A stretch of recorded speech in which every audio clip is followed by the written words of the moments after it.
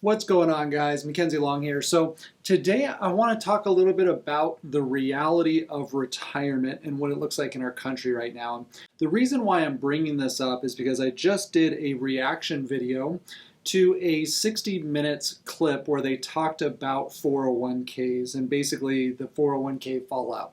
And the reason why I did that video was because it related a lot to the things that are going on right now and the things that I think are going to happen over the next couple years. So if you haven't seen that video, I highly recommend you go watch it because it feels a lot like what's happening today. And obviously the scenario is different than it was in 2008, 2009, but I think what's coming is going to be kind of similar. Obviously different in a lot of ways, but similar in what's going on with the stock market and people's retirement accounts. And in that video, somebody had kind of mentioned, it wasn't directly at me, but he basically said that it was fear-mongering. And I wanted to address that really quick because to me, and maybe your definition is a little bit different, but fear-mongering to me is basically when you take a small percentage of people who will actually be affected by something and then you continue to drive fear. So for example, over the last couple of years, it was basically a 99% survival ratio.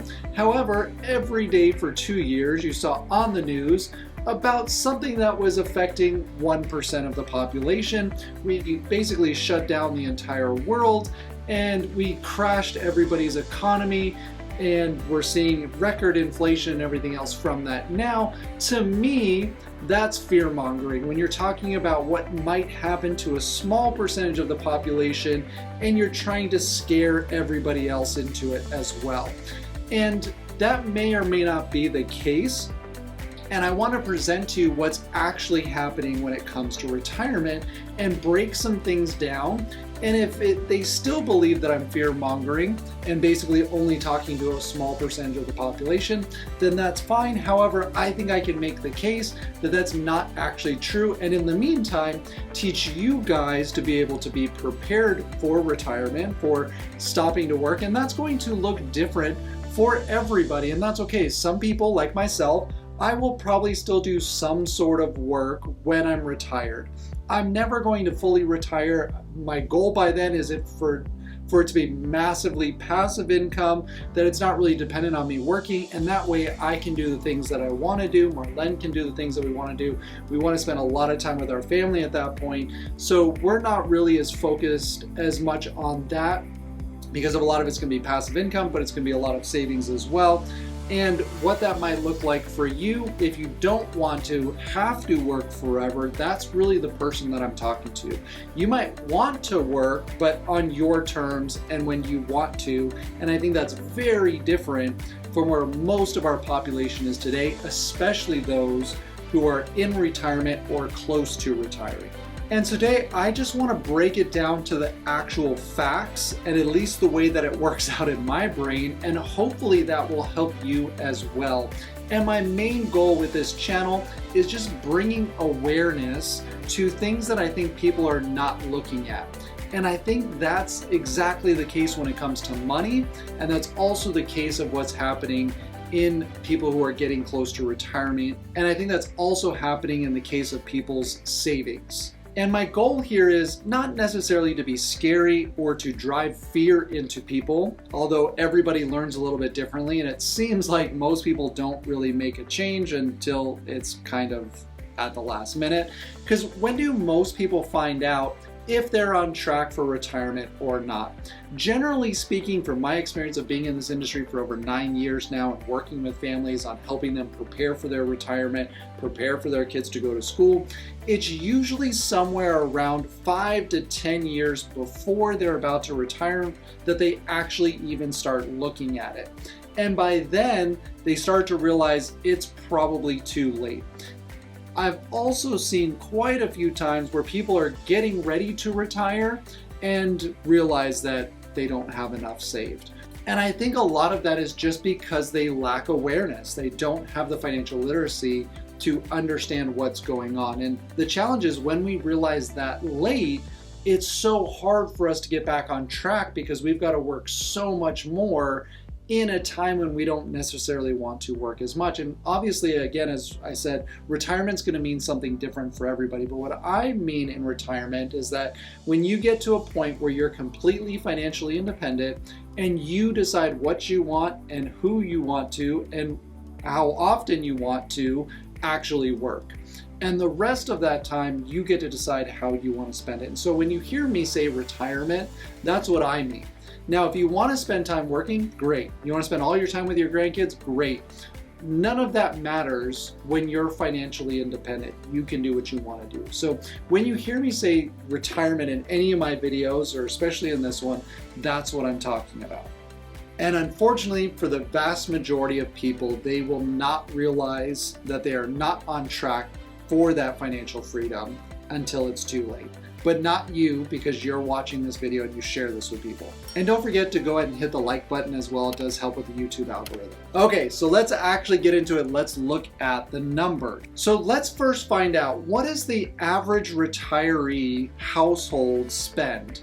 And as we go into some of these numbers, according to annuity.org, basically they did a bunch of research to figure out what people are actually spending on. And on average, the household is spending about $47,000. Now, however, this was a couple years ago. I'm not going to include for all of the crazy inflation, but if we just did a 3% inflation rate, basically that's about $50,000 today. So if we can just use $50,000, that will make our math a lot easier into the future. So basically, an average family, obviously if you're not living in California or New York or something crazy like that, you're going to need about $50,000 a year to live a pretty basic lifestyle. They were saying the average American household family makes about $63,000 a year. So this is about $13,000 less once you retire because you don't have as many expenses. So obviously, if you're working and you're working outside of government, you're going to have some Social Security. So I also went and searched, what is the average Social Security check? The average Social Security check was about $1,500. So that means for you and your spouse, each of you getting about $1,500 or about $3,000 a month, which is about $36,000. Now, that doesn't seem too bad. You go, wow, I think most people could live on about $36,000. However, we still have to accommodate for that other $14,000 that we're missing to get us up to $50,000.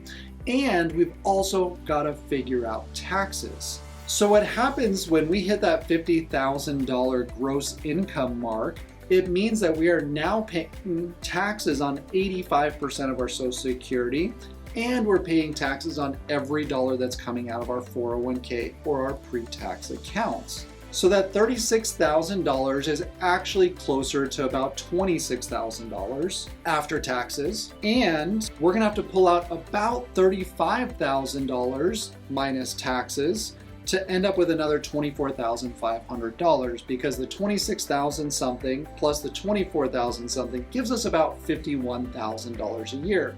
And you're saying, yes, this number is a little bit more, and obviously it is, but the difference is about $100 a month. So we're not making a big difference here. Let's just kind of go with that number so it's fairly easy. So $36,000 coming from Social Security if both you and your spouse are getting $1,500 each, and pulling out $35,000 a year, but that also has to be taxed. So that way we can end up with about $51,000 per year. Seems pretty simple, right? So then how much do we need to have in a retirement account that we could pull out $35,000 per year? Obviously, we would have to have more than $35,000, and if we want to do it for a long period of time. So what has happened in the industry is we used to use something called the 4% rule. And basically what it was is you could pull out 4% of your retirement account, and you'd have a pretty good chance of not running out of money before you passed away. So as a quick number, if you had $1 million in your account, you could pull out about $40,000 per year, and you'd have a relatively good chance, if you had a little bit of luck on your side, to not run out of money before you passed away. But as I was looking this number up, some things have changed. According to CNBC, these numbers have had to adapt for what's going on in the economy. And the 4% rule is not really sustainable anymore, which means that we actually need to adjust to more like a 3.3% or a 3%, meaning that we should actually be pulling out even less than we were pulling out previously. And this is due to lots of different factors. One of those, or the main one, probably being high inflation rates. So if we need $35,000 out of this retirement account, or we've got to build a retirement account that can pull out $35,000 a year, basically what we need to do is you take $35,000, you divide it by 0.33 or 0.3. And what that will do is give you the amount of money that you need to have in your retirement account to sustain a $35,000 per year withdrawal. Now, this is going to show you that we need to have about $1.1 million to $1.2 million in a retirement account to be able to pull out that $35,000 per year and hopefully not run out of money. Which means in today's dollars right now, if you're retiring today, that works. So what we need to figure out is what percentage of the population actually has $1 million in their account if they're in that retirement bracket. And these numbers are not easy to find, especially if you just wanted to ask, well, what is the average person pulling out of their retirement account? It's very difficult to find those actual numbers, but the way that we're doing it makes it a little bit easier. And the reason why this becomes important is because if you're in retirement or in retirement age, and you don't have $1 million in your account, you are going to have to figure out how to live on less than $50,000 per year. And for most people, as you start dropping that down into reality for what most people actually have in their retirement accounts, they're probably getting very close, if not already in the poverty level. And this is assuming best case scenario. This is assuming both spouses are getting pretty good. And this is assuming kind of a best case scenario. God forbid somebody gets sick or has some kind of ailment, cancer, heart attack, stroke, has an increase in their medical expenses. We just recently saw with inflation, if their rent went up $500 a month or their property tax went up $500 a month or $6,000 per year, all of this stuff gets very, very tight. We're looking at the minimum threshold to possibly have a chance to live on that $50,000 a year that the average retiree needs to be able to live a basic lifestyle. And $50,000 in retirement may sound like a lot, but let's kind of break it down. Let's say the average house payment or rent is about $2,000 a month right now.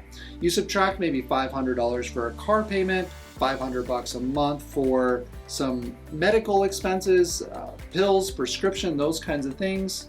$500 a month for some normal food and dining out, which leaves about $700 a month for everything else, including haircuts and ladies getting your nails and stuff done, any kind of traveling you want to do, anything like that. You're gonna have to figure out how to do all of that extra stuff, including feeding your animals or taking care of the car, the oil changes, everything else is gonna fall and rely on that $700 a month. And now we see what's going on with inflation and the cost of everything going up. That $700 is getting eaten up very quickly. So how bad is it really? Well, what we can search is how many people are millionaires in their retirement age. And so when I looked this number up, I found a website called Spend Me Not. And it shows about 1 in 6 people who are in that retirement age bracket, who are retirees, 1 in 6 is a millionaire. And that doesn't sound too bad. However, when we break that down into a percentage, it's about 17% of the population who are in retirement actually have $1 million in their account, meaning 83% of the population is failing to live on even $50,000 per year. Or they're pulling out way more money and they will soon run out of money because they're pulling out much more than that 3 or 3.3% withdrawal rate. So they might be able to sustain it now, maybe for the next 5 or 10 years, but eventually they're going to run out of money. Now, 83% is pretty high, and if that means 83% of the population is going to be affected by something, I don't know if we can any longer call that fear mongering. And what's happening is, imagine you had $1 million in your retirement account and you are not working, and then the stock market takes a 30 or 40% dive where you now have $700 or $500,000. Well, that means you need to cut down your income significantly, otherwise you're pulling out, instead of 4% or what we should be pulling out around 3%, you're actually pulling about 8% out. Because if you take 1 million and you drop it down to 500,000 to pull out $35,000, we're closer to 7 or 8% withdrawal rate.